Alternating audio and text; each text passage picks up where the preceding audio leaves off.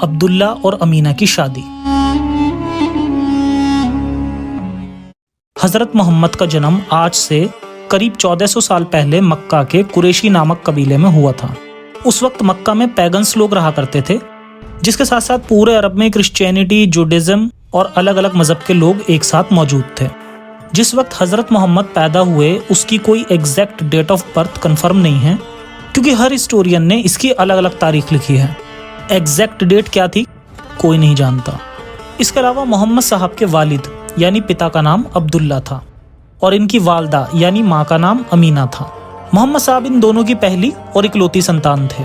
عبداللہ اور امینہ کا نکاح کب ہوا اس پر بھی بہت زیادہ کنٹراڈکشن ہے۔ ہر کتاب میں اس کی ایک الگ ڈیٹ موجود ہے۔ ابن ہشام اور طبقات نے یہ لکھا ہے کہ ان دونوں کا نکاح حضرت محمد کی پیدائش کے 4 سال پہلے ہوا تھا، اور ابن کثیر کی طرح باقی اسکالرز نے ان کی نکاح کی تاریخ محمد صاحب کی پیدائش کے قریب 6 سال پہلے کی لکھی ہے۔ اب دیکھتے ہیں ان دونوں کی شادی کس طرح ہوئی۔ طبقات لکھتا ہے حضرت امینہ اپنے چچا وہاب کی تربیت میں تھیں، یعنی ان کی پرورش ان کے چچا کر رہے تھے۔ اس وقت عبد المطلب یعنی محمد صاحب کے دادا اپنے بیٹے عبداللہ کو لے کر ان کے یہاں گئے، اور پھر انہوں نے اپنے بیٹے عبداللہ کے لیے امینہ کا ہاتھ مانگا۔ پھر اس کے بعد ان دونوں کا نکاح ہو گیا۔ ٹھیک اسی مجلس میں عبد المطلب نے اپنے لیے وہاب کی بیٹی حالہ کے لیے خواہش ظاہر کی، جو کہ حضرت محمد کی ماں امینہ کی چچیری بہن تھیں، اور پھر یہ نکاح بھی ہو گیا۔ یعنی عبداللہ اور امینہ کی شادی کے ساتھ ساتھ عبد المطلب اور حالہ کی شادی، یہ دونوں شادیاں ایک ہی دن اور ایک ہی مجلس میں ہو گئی تھیں۔ جس کے بعد عبد المطلب سے حمزہ پیدا ہوئے اور عبداللہ سے حضرت محمد پیدا ہوئے۔ یعنی حمزہ رشتے میں بھلے ہی محمد صاحب کے چچا تھے، مگر ان دونوں کی عمر میں زیادہ فرق نہیں تھا، جیسا کہ ایک عام چاچا بھتیجے میں ہونا چاہیے تھا، کیونکہ دونوں کے ماں باپ کی شادیاں ایک ہی ساتھ ہوئی تھی۔ یہ کتنی عجیب بات ہے کہ ایک باپ اپنے بیٹے کے لیے دلہن دیکھنے جا رہا ہے اور لگے ہاتھ وہ باپ اسی لڑکی کی بہن سے خود بھی شادی کر لیتا ہے۔ یعنی عرب کے لوگوں میں شادی کی عمر کیا ہے، رشتے ناطے کیسے ہیں، یہ سب چیزیں ذرا بھی معنی نہیں رکھتی تھیں۔ اس کے علاوہ اسلامی تاریخ کو اتنا ڈیٹیل میں لکھا گیا ہے جس سے صاف ظاہر ہوتا ہے کہ کہانی اس وقت کے لوگوں نے خود ہی گڑھی ہے، اور شاید عبداللہ سے ہی محمد پیدا ہوئے تھے۔ یہ ثابت کرنے کے لیے انہوں نے خود ہی محمد کے پتا یعنی عبداللہ کے کریکٹر پر ایک گندا دھبا بھی لگا دیا، جس سے وہ شادی کے ٹھیک اگلے ہی دن اپنی وائف کو چیٹ کرنے کی کوشش کر رہے ہیں۔ سیرت ابن ہشام والیوم 1 پیج 160۔ ابن اسحاق نے کہا جب عبد المطلب عبداللہ کا ہاتھ پکڑ کر لے جا رہا تھا، اس وقت یہ لوگ ایک عورت کے پاس سے گزرے جو کہ ورقہ بن نوفل کی بہن تھی۔ ورقہ بن نوفل یہ وہی شخص تھا جس نے آگے چل کر محمد صاحب کے من میں یہ غلط فہمی ڈالی کہ وہ نبی ہیں، جس پر ہم آنے والے ایپیسوڈ میں بات کریں گے۔ خیر، جب یہ لوگ ورقہ بن نوفل کی بہن کے قریب سے گزرے تب اس عورت نے عبداللہ کے چہرے کو دیکھ کے کہا، اے عبداللہ کہاں جاتے ہو؟ عبداللہ نے کہا کہ میں اپنے والد کے ساتھ جا رہا ہوں۔ اس عورت نے کہا کہ میں تمہیں اتنے ہی اونٹ دوں گی جتنے تمہارے فدیے میں ذبح ہوئے تھے، تم بس میرے ساتھ ہم بستر ہو جاؤ، یعنی سیکس کر لو۔ یہ عبداللہ کے بچپن کا واقعہ تھا جب عبد المطلب خود اپنے بیٹے کی قربانی کرنے والا تھا، مگر بعد میں اس کے بدلے میں 100 اونٹوں کی قربانی دے دی تھی۔ یہاں ورقہ بن نوفل کی بہن محمد کے والد عبداللہ کے سامنے خود کو آفر کر رہی ہے اور بدلے میں 100 اونٹ دینے کو بھی کہا، جس کے جواب میں عبداللہ نے بس اتنا کہا کہ وہ اس وقت ابھی اپنے والد کے ساتھ ہے۔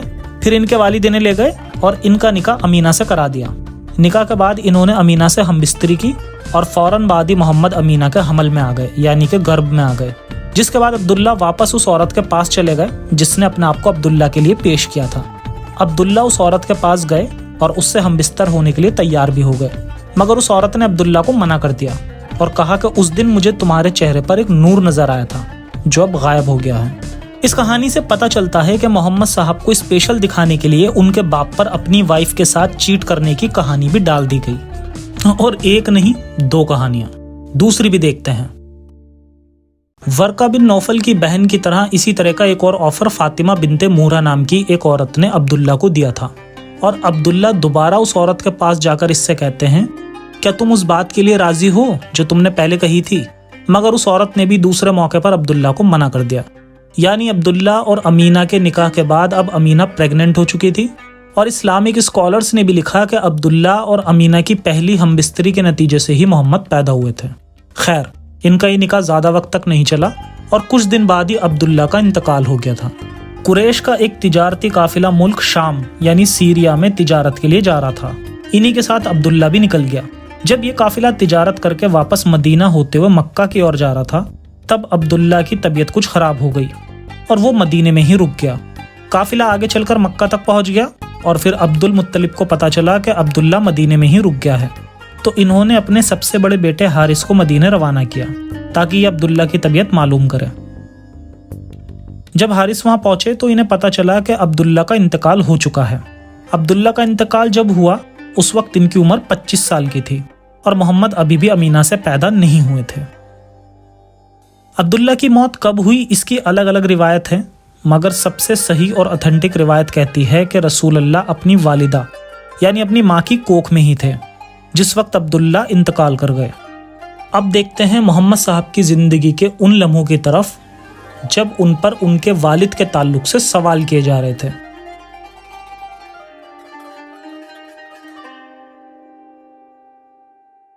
मोहम्मद बिन अबू कबाशा।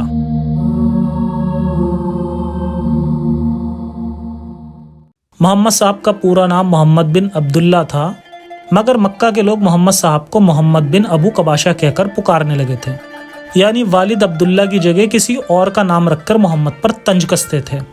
पहले देखते हैं कि आखिर ये इल्ज़ाम लगाने के पीछे क्या वजह रही होगी।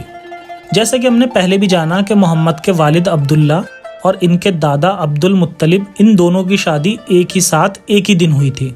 और फिर इस्लामिक हिस्टोरियंस ने भी लिखा कि पहली हमबिस्तरी से ही अब्दुल्ला से मोहम्मद और अब्दुल मुत्तलिब से हमजा पैदा हुआ था, यानी इन दोनों चाचा भतीजों की उम्र लगभग एक जैसी होनी चाहिए थी, क्योंकि ये दोनों ही अपने माँ बाप की पहली संतान थे।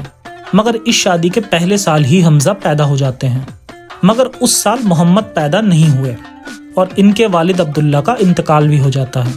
फिर मोहम्मद सीधा 4 साल के बाद जाकर पैदा होते हैं, जबकि उस वक्त तक अमीना का कोई भी शौहर नहीं था।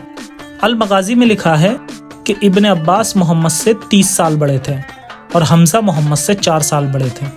और यकूबी ने लिखा कि शादी के 2 साल के बाद मोहम्मद पैदा हुए, यानी इस्लामिक हिस्टोरियंस ही आपस में कॉन्ट्राडिक्ट कर रहे हैं। इसके अलावा सीरत हल्बिया में लिखा है कि हजरत हमजा हजरत मोहम्मद से 2 साल या 4 साल बड़े थे और इन दोनों के माँ बाप की शादियाँ एक ही दिन में हुई थी और पहली ही हमबिस्तरी में हजरत अमीना प्रेग्नेंट भी हो गई थी। इसके आगे लिखा है कि एक वक्त में शादी होने के बावजूद भी मोहम्मद और हमजा की उम्र में बहुत फर्क था।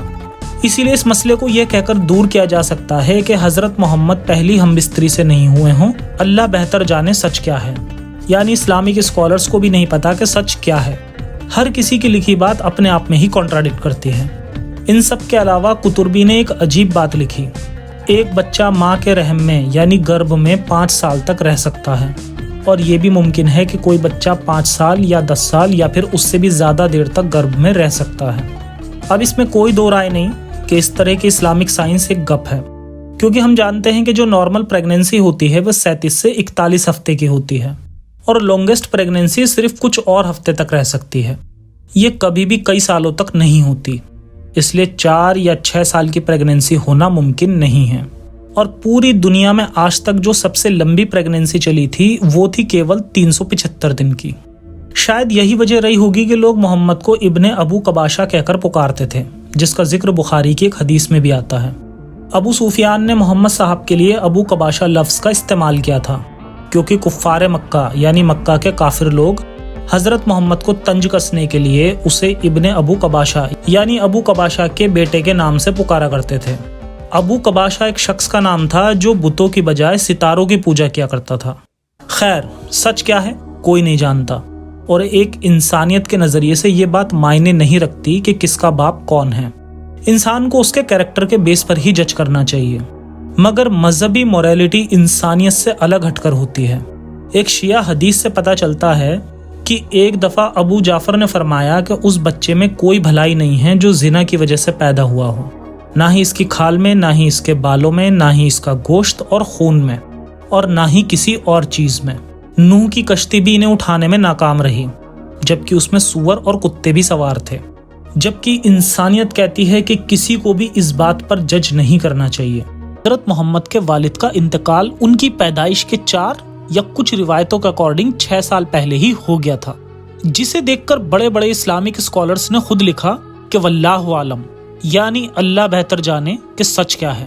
اور شاید اسی وجہ سے کچھ اسکالرز نے یہاں تک بھی لکھا کہ پریگنینسی کئی سالوں تک کی ہو سکتی ہے، جو کہ سائنٹیفکلی پاسبل نہیں ہے۔ آج کے ایپیسوڈ میں ہم عبداللہ اور امینہ کے نکاح کے بعد اب حضرت محمد کی پیدائش اور ان کے بچپنے کی ہوئی کچھ گھٹناؤں پر نظر ڈالیں گے۔ ان کی پیدائش یہ وہ واقعہ ہے جو کئی سارے سوالوں کو جنم دیتا ہے، تو آئیے سمجھتے ہیں اسے۔ حضرت محمد کی پیدائش۔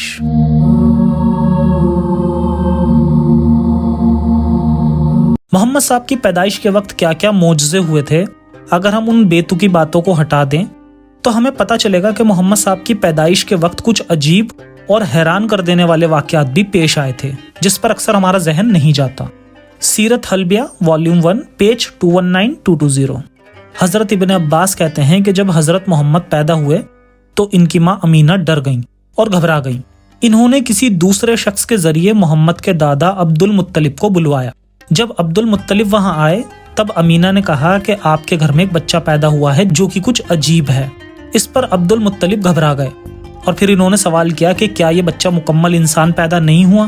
اس پر امینہ نے کہا کہ جب یہ بچہ پیدا ہوا تب سجدے کی حالت میں تھا اور اپنی انگلی سے آسمان کی طرف اشارہ کیا۔ اس کے ساتھ یہ بھی لکھا ہے کہ جب محمد پیدا ہوئے اس وقت ان کی ماں گھبرائی ہوئی تھی۔ اس وقت انہوں نے سب سے پہلا دودھ اپنی ماں امینہ کے بجائے شعیبہ نام کی ایک غلام عورت کا پیا تھا، جو کہ ابو لہب کی لونڈی تھی۔ کتنے تعجب کی بات ہے کہ محمد کی پیدائش کے وقت ان کی ماں کے بجائے انہیں کسی اور عورت کا دودھ پلایا گیا۔ سبھی اسلامک اسکالرز اس بات سے ایگری کرتے ہیں کہ محمد کو جس عورت نے سب سے پہلے دودھ پلایا تھا وہ کوئی اور نہیں بلکہ ابو لہب کی لونڈی شعیبہ ہی تھی۔ ابو لہب رشتے میں محمد کا چچا تھا۔ جب اسے محمد کی پیدائش کے بارے میں پتہ چلا تو اس نے خوشی میں ترنت اپنی غلام لونڈی شعیبہ کو آزاد بھی کر دیا تھا۔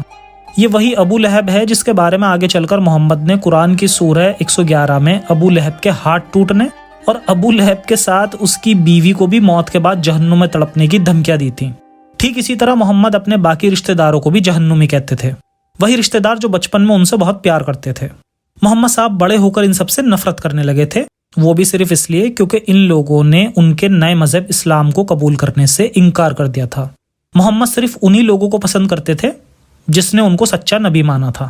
خیر، محمد صاحب کی پیدائش کے وقت امینہ ڈر گئی تھی، اس لیے انہوں نے محمد کو دودھ نہیں پلایا۔ اگر محمد صاحب کے ساتھ لگاتار کچھ عجیب و غریب گھٹنائیں ہو رہی تھیں تو شعیبہ نے محمد کو دودھ کیسے پلا دیا؟ عین ممکن ہے کہ کسی وجہ سے امینہ نے محمد کو اپنا دودھ نہیں پلایا تھا اور پیدائش کے فوراً ہی بعد محمد کو اپنے سے الگ کر دیا تھا، جس کے بارے میں کئی کتابوں میں لکھا ہے۔ جیسے سیرت حلبیہ میں لکھا ہے کہ جب محمد پیدا ہوئے اس رات محمد کو ان کی ماں امینہ نے ایک برتن کے اندر چھپا دیا تھا۔ ابن ہشام نے انہیں برتن میں چھپانے کی 2 وجہ لکھی ہیں۔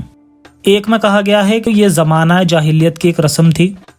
دوسری وجہ لکھی ہے کہ امینہ نہیں چاہتی تھی کہ محمد کو سب سے پہلے ان کے دادا عبد المطلب کے علاوہ کوئی اور دیکھے، اس لیے انہوں نے جس رات محمد پیدا ہوئے تو انہیں پوری رات کے لیے ایک برتن کے اندر ہی چھپا دیا تھا۔ صبح جب دیکھا گیا تو وہ برتن ٹوٹ چکا تھا اور محمد اپنا انگوٹھا چوس رہے تھے جس سے دودھ نکل رہا تھا۔ پھر صبح ان کے دادا انہیں اٹھا کر کعبے کا طواف کرانے کے لیے لے گئے اور ان کے لیے دعا کی۔ پھر واپس آ کر انہیں دوسری عورتوں کو سونپ دیا تاکہ وہ محمد کو دوبارہ ایک دوسرے برتن میں رکھ کر انہیں ڈھانپ دے، مگر پھر وہ دوسرا برتن بھی ٹوٹ گیا۔ یہاں حیرانی کی بات یہ ہے کہ آخر کیوں محمد صاحب کو بار بار برتن کے اندر ڈھانپا جا رہا تھا، اور اگر ایسا کرنے کے پیچھے کوئی لاجیکل ریزن تھا تو اللہ کی مرضی سے بار بار برتن کیوں ٹوٹ رہا تھا؟ یہاں تاریخ لکھنے والے نے یہ بھی لکھا کہ محمد صاحب برتن میں تھے اور لگاتار اپنا انگوٹھا چوس رہے تھے جس سے دودھ نکل رہا تھا، یعنی محمد رات بھر اپنے انگوٹھے سے دودھ کی خوراک پوری کر رہے تھے۔ یہ اس بات پر زور دے رہا ہے کہ ضرور محمد کو ان کی ماں امینہ نے دودھ پلانے سے انکار کر دیا ہوگا اور انہیں الگ کر کے ایک برتن میں چھپا دیا ہوگا، جبکہ یہ محمد کی پیدائش کی پہلی رات تھی اور انہیں اپنی ماں کی کیئر کی ضرورت تھی۔ پھر اگلے دن محمد کے لیے کسی دائی کو ڈھونڈا جانے لگا جو محمد کو گود لے سکے اور اسے اپنا دودھ پلا سکے۔ ابن ہشام میں لکھا ہے کہ کوئی بھی عورت ایسی نہ تھی جس کے پاس محمد کو پیش نہ کیا گیا ہو، لیکن جب ان سے کہا جاتا کہ محمد یتیم ہے، مطلب بنا باپ کا بچہ، تو عورتیں محمد کو گود لینے سے انکار کر دیتی تھیں، کیونکہ انہیں بچوں کے باپ سے کسی اچھے سلوک کی امید ہوتی تھی۔ کسی وجہ سے محمد کو ان کی ماں سے الگ کر کے کسی اور کی گود میں دیا جانے لگا۔ اس کی وجہ بتائی جاتی ہے کہ شاید مکہ ایک ریگستانی علاقہ تھا جہاں ان کی پرورش ٹھیک سے نہیں ہو سکتی تھی، اس لیے انہیں مکہ سے دور بھیجا جانے لگا۔ مگر تاریخی کتابوں میں مکہ شہر کے بارے میں کچھ اور ہی لکھا ہے۔ تاریخ یعقوبی لکھتا ہے کہ مکہ بہت ہرا بھرا شہر تھا اور یہاں قریشی قبیلے کے لوگ بھی خوب کھیتی باڑی کیا کرتے تھے۔ خیر، محمد کی پیدائش کے ترنت بعد انہیں اپنی ماں سے الگ کر دیا گیا اور بعد میں محمد کی پرورش اور دودھ پلانے کا کام کئی ساری عورتوں نے کیا۔ الحلابی اپنی کتاب سیرت حلبیہ میں لکھتا ہے کہ محمد نے ٹوٹل 8 عورتوں کا دودھ پیا تھا، اور ایک قول یہ بھی ہے کہ ٹوٹل 10 عورتوں کا دودھ پیا تھا۔ اللہ نے محمد صاحب کی ایک عجیب ہی قسمت لکھی تھی۔ آخر محمد کو اتنی ساری عورتوں کا دودھ پینے کی کیا ضرورت پڑ گئی؟ ایک عورت آرام سے ایک سے زیادہ بچوں کو پال سکتی ہے، مگر محمد کو پالنے کے لیے کئی ساری عورتوں کی ضرورت کیوں پڑی؟ حالانکہ محمد آمنہ کی پہلی اور اکلوتی اولاد تھی، اس کے باوجود بھی امینہ نے محمد کی پرورش کے لیے اسے خانہ بدوش آیا کو سونپ دیا تھا، جس کا نام حلیمہ سعدیہ تھا۔ حضرت محمد اور حلیمہ کی یہ کہانی میں بچپن سے سنتا آ رہا ہوں کہ کس طرح حضرت حلیمہ سعدیہ نے محمد کو گود لیا تھا، اور یہ واقعہ بتاتے وقت اسلامک اسکالرز کا بھی سارا دھیان صرف اس وقت ہوئے کرشموں پر ہی ہوتا ہے۔ حالانکہ ان کرشموں اور معجزات کی بے تکی باتوں کے علاوہ اگر ہم لاجک لگائیں تو اس جگہ کئی سارے سوال بھی جنم لیتے ہیں کہ آخر کیا وجہ تھی کہ امینہ نے اپنی پہلی اور اکلوتی اولاد محمد کو اپنے سے دور کیوں کیا تھا اور حلیمہ کو کیوں سونپ دیا تھا؟ اس سوال پر ایک بہانہ یہ بھی دیا جاتا ہے کہ ہو سکتا ہے کہ عرب میں کبھی کبھی امیر عورتیں اپنے بچوں کی دیکھ بھال کے لیے کچھ پیسے پر آیا رکھ لیتی تھیں، اس سے انہیں بچے کی دیکھ بھال کرنے سے فرصت مل جاتی تھی اور وہ فوراً دوسری بار گربھ دھارن کرنے کے لیے بھی تیار ہو جاتی تھیں، کیونکہ اس وقت میں بھی عرب کے لوگ زیادہ بچوں کو جنم دیتے تھے۔ مگر امینہ کے کیس میں ہر چیز الٹ تھی۔ امینہ بیوہ تھی، اسے صرف ایک ہی بچے کو پالنا تھا، اور دوسری بات کہ وہ امیر بھی نہیں تھی۔ محمد کے پیدا ہونے سے پہلے ہی اس کے پتی عبداللہ دنیا سے چلے گئے تھے، اور نہ ہی یہ کوئی عرب کا کلچر تھا، کیونکہ محمد کی سب سے پہلی بیوی خدیجہ مکہ کی سب سے امیر عورت تھی۔ خدیجہ اور محمد کی شادی ہونے سے پہلے ہی خدیجہ کی 2 اور شادیاں ہو چکی تھیں، جس سے اس کے کئی سارے بچے ہوئے تھے، اور محمد صاحب کی شادی کے بعد بھی اس کے کچھ بچے ہوئے۔ خدیجہ نے اپنے سارے بچوں کو خود ہی مکہ میں پال پوس کر بڑا کیا تھا، پھر آمنہ نے اپنی اکلوتی سنتان کو پالنے کے لیے کسی اور کو کیوں دیا؟ یہاں یہ بہانہ بھی نہیں بنایا جا سکتا کہ شاید امینہ کو دوسری شادی کرنی ہو اور محمد کہیں اس کام کے لیے رکاوٹ نہ بنے، کیونکہ حلیمہ کو محمد کو سونپنے کے بعد امینہ قریب 6 سال اور زندہ رہی، مگر اس نے کبھی بھی دوسری شادی نہیں کی۔ یہ شاید شادی کا ارادہ تھا، مگر کوئی دوسرا شوہر نہیں ملا تھا۔ خیر، حلیمہ محمد کو لے کر چلی جاتی ہے اور اسے خود پالنے لگتی ہے۔ جب محمد 2 سال کا ہو چکا تھا تب حلیمہ نے محمد کو امینہ کے پاس بھجوایا تھا، کیونکہ 2 سال تک بچے کو دودھ پلانے کی عمر پوری ہو چکی تھی، اور اب 2 سال بعد حلیمہ محمد کو لے کر امینہ کے پاس جاتی ہے۔ اب امینہ نے محمد کو لینے سے منع کر دیا تھا۔ اسلامک تاریخ لکھنے والے نے یہ بھی لکھا کہ اس کے پیچھے کی یہ وجہ تھی کہ محمد کے رہنے سے حلیمہ کے گھر میں برکت آ چکی تھی، یعنی اس کا کاروبار اچھا ہو گیا تھا، اسی لیے انہوں نے امینہ کے پاس جا کر محمد کو اور 2 سال اپنے پاس رکھنے کی اجازت مانگی، اور امینہ نے حلیمہ کو اجازت دے دی۔ کیا صرف اتنی وجہ کافی لگتی ہے؟ خیر، اب اور 2 سال یعنی محمد کو اب 4 سال کے لیے اس کی اصلی ماں سے دور رکھا گیا۔ محمد اب قریب 4 سال کا ہو چکا تھا، مگر تبھی اسے ایک بیماری ہو جاتی ہے جس سے اسے الگ الگ چیزیں دکھائی اور سنائی دینے لگی، اور کئی بار محمد بے ہوش بھی ہو جاتے تھے۔ سیرت ابن ہشام والیوم 1 پیج 166 to 167۔ ابن ہشام نے لکھا کہ جب محمد چھوٹا تھا، قریب 4 سال کا، تب یہ حلیمہ کے باقی بچوں کے ساتھ کھیلنے کے لیے اور بکریاں چرانے کے لیے باہر چلا جایا کرتا تھا۔ ایک بار جب محمد گھر سے باہر گیا تب ان کا ایک دودھ شدہ بھائی ہانفتے کانپتے گھر آیا اور کہا کہ محمد کی جان کو خطرہ ہے۔ یہ سن کر اس کے والد یعنی حلیمہ کے شوہر بہت گھبرا گئے اور بھاگتے ہوئے محمد کے پاس آئے۔ اس وقت محمد کھڑے ہوئے تھے اور ان کے چہرے کا رنگ اڑ گیا تھا۔ والد نے پوچھا کہ تمہیں کیا ہو گیا تھا بیٹے؟ تو محمد نے کہا کہ میں نے دیکھا کہ 2 لوگ میرے پاس آئے اور یہ سفید رنگ کے کپڑے پہنے ہوئے تھے، انہوں نے میرا سینہ چاک کر دیا تھا، مطلب کاٹ دیا تھا۔ یہ سن کر ان کا والد گھبرا گئے اور حلیمہ سے آ کر کہا کہ ہمیں محمد کو ان کی ماں کے پاس واپس کر دینا چاہیے، مجھے ڈر ہے کہ کہیں اس سے پہلے محمد کو کچھ ہو نہ جائے۔ کچھ بایوگرافی سے پتہ چلتا ہے کہ 4 سال کی عمر سے ہی محمد صاحب کو مرگی کے دورے پڑتے تھے۔